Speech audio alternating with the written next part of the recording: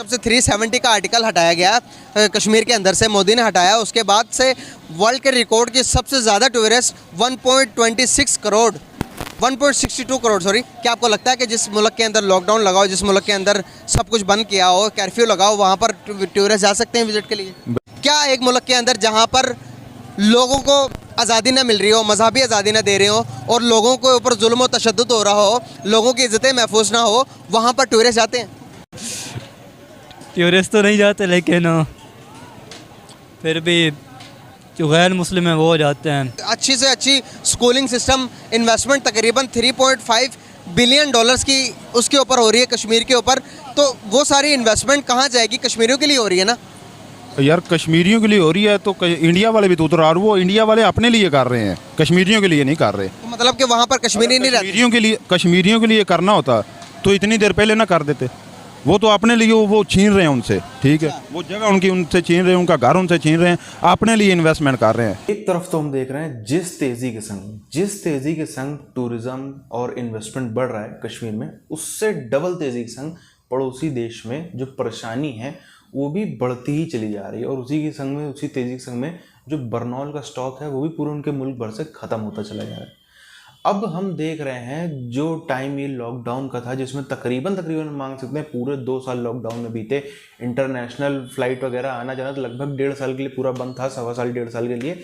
उसमें भी अगर हम देखें जब से 370 हटी उसके बाद से अगर इतना ज़्यादा टूरिस्ट आ रहा है तो ये ज़बरदस्त नहीं, बहुत ही ज़्यादा ज़बरदस्त बात है। लोकल टूरिस्ट भी हैं इसमें, विदेशी टूरिस्ट भी हैं, लेकिन अब जब सब कुछ ठीक हो गया है, अब हम मान सकते हैं पिछले 4-5 महीनों से कि सब कुछ कोविड वगैरह शांत हो गया, तो उसके बाद से हम देख रहे हैं इंटरनेशनल टूरिस्ट जो है उसकी संख्या भी बहुत बम्पर तरीके से बढ़ती हुई नजर। जी ज़्यादा नेबर तस्लीम करेंगे।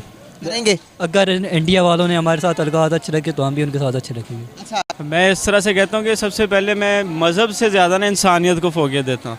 हमें मतलब इंसानियत पे ज़्यादा करना चाहिए। ये नहीं कि हम आपस में मज़हब की बिना पर या स्टेट्स की या कंट्रीज़ की बिना पर आपस में इख्तलाफात में पड़े रहें। हमें चाहिए कि हम एक दूसरे की टेक्नोलॉजीज़ या आइडियाज़ का यूज़ करके एक अच्छे इंसान बने। बस मेरा इसमें यही कहना है। भाईजान, मैं ना अभी रिसेंटली कल या परसों गया था कोरियन एम्बेसी में। मैंने अगर 100 बंदा उधर आया ना, उसमें से 90 लोग जो थे ना वो अफ़गानी थे, ठीक है, जो अमेरिकियों के साथ मिले हुए थे, जो कहते थे कि जी हम बहुत खुश हैं जी, कुछ भी नहीं हो रहा यहाँ पे, लेकिन वहाँ पे जुल्म हो रहा था, मुसलमानों को मार रहे थे। इसी तरह के जो कश्मीरी इंडिया के साथ मिले हुए हैं, जिनको जो ठीक हैं, जिनको मतलब इंडिया में जिनका कारोबार है या इंडिया जिनको सपोर्ट कर रहा है, उन्होंने तो ठीक कहना ही कहना है, लेकिन जो आवाज़ उठाता है, जो बोलता है, उसको पकड़ के अंदर कर। हम आपसे पहली बात है, हर बंदा अपने फ़ायदे के लिए यहाँ पे काम कर रहा है। यानी कि हमें एजुकेशन की कमी है बेसिकली। मैं तो ये कहूँगा कि हर बंदा बटोरने में लगा हुआ है। बाकी कंट्रीज़ का अगर हम चाइना की बात करें या जापान की बात करें, वो मतलब कि टेक्नोलॉजी पे ज़्यादा काम कर रहे हैं बेसिकली। मतलब हमारे यहाँ पे टेक्नोलॉजी का इतना नहीं है, हम तो काफ़ी सारे गैजेट्स और मशीनरी बाहर से इंपोर्ट कर रहे हैं। तो मैं इसमें बस यही कहना चाहूँगा। बहुत अच्छी से अच्छी स्कूलिंग सिस्टम, इन्वेस्टमेंट तकरीबन 3.5 बिलियन डॉलर्स की उसके ऊपर हो रही है, कश्मीर के ऊपर। तो वो सारी इन्वेस्टमेंट कहाँ जाएगी? कश्मीरियों के लिए हो रही है ना यार, कश्मीरियों के लिए हो रही है तो इंडिया वाले भी तो उतर, और वो इंडिया वाले अपने लिए कर रहे हैं, कश्मीरियों के लिए नहीं कर रहे। तो मतलब कि वहाँ पर कश्मीरी नहीं रहते। कश्मीरियों के लिए करना होता तो इतनी देर पहले ना कर देते। वो तो अपने लिए वो छीन रहे हैं उनसे, ठीक है, वो जगह उनकी उनसे छीन रहे हैं, उनका घर उनसे छीन रहे हैं, अपने लिए इन्वेस्टमेंट कर रहे हैं। मुसलमानों के साथ इस वक्त बुरा ही सलूक हो रहा है, बस इतनी इसके बारे में इतनी इन्फॉर्मेशन नहीं है, बस थोड़ा सा पता है कि उनके साथ यानी ना ज़्यादती की जाए। इस तरह से कहता हूँ कि सबसे पहले मैं मज़हब से ज़्यादा ना इंसानियत को फोकियत देता हूँ। हमें मतलब इंसानियत पे ज़्यादा करना चाहिए। ये नहीं कि हम आपस में मज़हब की बिना पर या स्टेट्स की या कंट्रीज़ की बिना पर आपस में इख्तलाफात में पड़े रहें। हमें चाहिए कि हम एक दूसरे की टेक्नोलॉजीज़ या आइडियाज़ का यूज़ करके एक अच्छे इंसान बने। बस मेरा इसमें यही कहना है। यार देखा जाए तो वहाँ पे मुस्लिम्स की रेशो ज़्यादा है हिंदुओं से, तो इस हिंदुओं की रेशो ज़्यादा है, लेकिन मुसलमान की रेशो पाकिस्तान से ज़्यादा है। स्टार्टिंग में तो हमारे मुसलमान वहीं पे थे ना, वहीं से हम आए हुए हैं, तो पार्टीशन हुई है हमारी। मैं उस बिना पर कहना चाह रहा हूँ। तो मैं इस 2 नेशन थ्योरी को कहता हूँ कि अब ख़त्म हो जाना चाहिए। इंडियन फ़ौज काबिल है जो मुसलमानों पर रात दिन जुल्म कर रही है। इसके साथ साथ वहाँ मुसलमानों की इज़्ज़तें महफूज नहीं हैं। वहाँ पर मुसलमानों के लिए मज़हब के दरवाज़े बंद हैं। और मुसलमानों की मसाजिद पर कब्ज़े किए हुए हैं। सही सही सही।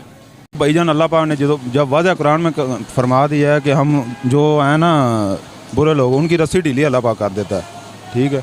अभी उनकी रस्सी ढीली है, अल्लाह की पकड़ बहुत सख्त है, जब उन पर पकड़ आएगी तो फिर वो साफ देंगे। नहीं है, इस टू नेशन थ्योरी को कहता हूँ कि अब ख़त्म हो जाना चाहिए। एग्जैक्टली। जी। तो अगर प्यार मोहब्बत बढ़ता है तो देखें कि अगर हम किसी भी चीज़ में देखेंगे हर सेक्टर के अंदर हम इंडिया से पीछे रह गए हैं। इसकी क्या वजूहत है? पॉलिटिक्स की बात किए बगैर अगर हम देखें तो क्या फैक्टर्स है कि हम पीछे हैं उनसे? यार पहले तो देखा जाए ना तो हमारा कल्चर भी काफ़ी हद तक एक दूसरे से मिलता जुलता है, ठीक है। और सेकेंडली अगर देखा जाए करप्शन मेरे ख्याल से हमारे मुल्क में ज़्यादा है उनकी निस्बत से। बाकी कंट्री की इकोनॉमी ना, मतलब उनकी एक्सपोर्ट्स ज़्यादा होनी चाहिए, ठीक है। जब हम अपनी यानी कि एक्सपोर्ट ज़्यादा करेंगे तो हमारी इकोनॉमी बढ़ेगी। सेकेंडली हमारी जो जॉब अपॉर्चुनिटीज़ या लोगों की आप कह लें कि नौकरियां ज़्यादा होनी चाहिए। मेरे मुताबिक तो बनना चाहेंगे। क्या वजूहत है? वजूहात आप कह सकते हैं कि असल में मेरे ख्याल से ना कश्मीरी जो है वो मेरे पॉइंट ऑफ व्यू से ना अपना एक अलग ही एरिया चाह रहे हैं ना, वो पाकिस्तान के होना चाह रहे हैं ना इंडिया के होना चाह रहे हैं, मेरे मुताबिक ये है। लेकिन वो मैं एक रफ़ आइडिया आपको बताना चाह रहा हूँ, मतलब एक गैस है मेरा कि वो पाकिस्तान का ऐसा होना चाह रहे हैं, उसकी कोई रीज़न मेरे पास नहीं है। हमें अनरीजनेबल ये चीज़ें बताई गई हैं, हमारे पॉलिटिशियंस ने हमारे दिमाग में ये बात थोपी गई है कि कश्मीरी पाकिस्तान के साथ होना चाहते हैं, पाकिस्तान के साथ होना चाहते हैं। इंडिया में ये बताया जाता है कि कश्मीरी इंडिया के साथ होना चाहते हैं, इंडिया के साथ होना चाहते हैं। अगर वो होना चाहते तो 1947 में जब गांधी और हमारे कायदे-आज़म मोहम्मद अली जिन्ना ने पूछा कि भाई आप किधर जाना चाहते हो, तब उनके पास बहुत सारी अपॉर्चुनिटी थी, बहुत सारा उनको नज़र आ रहा था कि पाकिस्तान एक तरफ इंडिया एक तरफ, तो वो किसी को चूज़ कर सकते या नहीं कर सकते थे? कर सकते थे, लेकिन लेकिन बात वही है ना, वो अपना अलग से चाह रहे हैं, टीम के तौर पे नहीं लेते, एज एन पर्सनली ले जाते हैं, यानी कि मुकाबलेबाजी वाला सीन। ये एंड नहीं हो सकता, ये हमारे खून में ही है मेरे मुताबिक। भाईजान मैं ना अभी रिसेंटली कल या परसों गया था कोरियन एम्बेसी में। अच्छा। मैंने अगर 100 बंदा उधर आया ना, उसमें से 90 लोग जो थे ना वो अफ़गानी थे, ठीक है। जो अमेरिकियों के साथ मिले हुए थे, जो कहते थे कि जी हम बहुत खुश हैं जी, कुछ भी नहीं हो रहा यहाँ पे, लेकिन वहाँ पे जुल्म हो रहा था, मुसलमानों को मार रहे थे। इसी तरह के जो कश्मीरी इंडिया के साथ मिले हुए हैं, जिनको जो ठीक हैं, जिनको मतलब इंडिया में जिनका कारोबार है या इंडिया जिनको सपोर्ट कर रहा है, उन्होंने तो ठीक कहना ही कहना है, लेकिन जो आवाज़ उठाता है, जो बोलता है, उसको पकड़ के अंदर कर। हम सब ने देखा जितने देश, खास तौर पर ये 56-57 देशों का जो समूह है, इसमें ज़्यादातर जो थे इसी बात का रोना पीटना लगा रहता था कि नहीं नहीं ये तो रिलीजन कार्ड, ये तो वो, हम तो नहीं होने देंगे, ये तो पाकिस्तान का है, ये तो वहाँ पे दबाया जा रहा है, ये वो दुनियादारी। अब सब कुछ थी, सरकारें भी थी, प्लानिंग भी थी, और अगर हम देखें तो ऑफिसर्स जो थे, अधिकारी जो थे, सब के सब वही थे पहले भी। अधिकारी तो ऐसा नहीं होता है सरकार के साथ में सारे अधिकारी बदल जाते हो। उस सब के बावजूद भी उस इमेज का नेता की हम लोग बात करेंगे जिसको अमेरिका में बैन किया गया था। अमेरिका में नरेंद्र मोदी को बैन किया गया था ना, वहाँ पे आने से उनका प्रतिबंध लगा था। उस इमेज का नेता जो पूरी दुनिया में एक ऐसी खराब इमेज उसकी पोर्ट्रे करी गई थी, वो नेता भी अगर इस तरीके से सब चीज़ को मैनेज कर ले जाता है तो फिर क्यों ना उसको नतमस्तक होकर प्रणाम किया जाए। कम से कम इस मुद्दे पे, तो बाकी मुद्दे ठीक है, अलग अलग चर्चा का विषय है, पर कम से कम इस मुद्दे पर तो मानना पड़ेगा। जिस तरीके से हमने देखा 47 के दौर में सब कुछ वही था। अगर हम देखें सिर्फ एक व्यक्ति, वैसे तो खैर पर्दे के पीछे काफ़ी सारे व्यक्ति होते हैं, पर मुख्य किरदार जाना भी चाहिए सरदार वल्लभ भाई पटेल को। अगर वो ना होते तो आज क्या होता।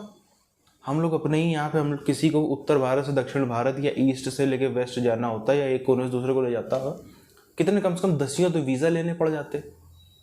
कहाँ गोवा ना जा पाते, पौंडीचेरी ना जा पाते, जूनागढ़ ना जा पाते, कश्मीर तो खैर भूल ही जाओ, कितनी सारी रियासतें थी। कोई देख अपनी मर्जी से, तो अगर किसी से बोल दिया जाए कि अपनी सरकार को 1 इंच ज़मीन भी दे दो, वो नहीं देगा, वो फैल जाएगा। आपको क्या लगता है ये जो 500 से ज़्यादा रियासतें थीं, ये बड़े हंसे खुशी मान गए थे, ये बहुत अच्छे से मान गए थे, अरे आओ सरदार साहब वल्लभ भाई पटेल जी, ये लीजिए, ले जाओ, हमारा करोड़ों की संपत्ति है, इतने मेहनत से करी, इसके पीछे इतनी जंगें लड़ी हमारे पुरखों ने, आप जो ऐसे ही ले जाओ। ऐसे हुआ होगा क्या? कतई नहीं। हर तरीके का दबाव बनाना पड़ता, और उसमें कोई विदेशी भी नहीं थे, इसमें कई सारे राजा जो थे हिंदू, सिख, जैन, बौद्ध भी थे, ये भी बात हम इस चीज़ को भी नहीं भुला सकते। ज़्यादातर तो खैर हिंदू और सिख ज़्यादा भी काफ़ी सारे थे, हिंदू तो खैर काफ़ी ज़्यादा थे जो नहीं चाहते थे अपनी ज़मीन देना, लेकिन हर तरीके से लालच दे करके, दबाव बना करके, हर संभव तरीके से काम निकलवाना, इसी को असली टैलेंट बोलते हैं। आप क्योंकि अपने से तो कोई भी नहीं मानेगा, अपने से तो आप किसी से बोल दो कि 2 इंच ज़मीन पर भी दे दो तो वो उसके लिए भी फैल जाएगा, पर यहाँ पे सब किया। इसी तरीके से आज हम देख रहे हैं सब चीज़ मैनेज करी गई जिस तरीके से, उसी का नतीजा है कि जो टूरिस्ट आ रहे हैं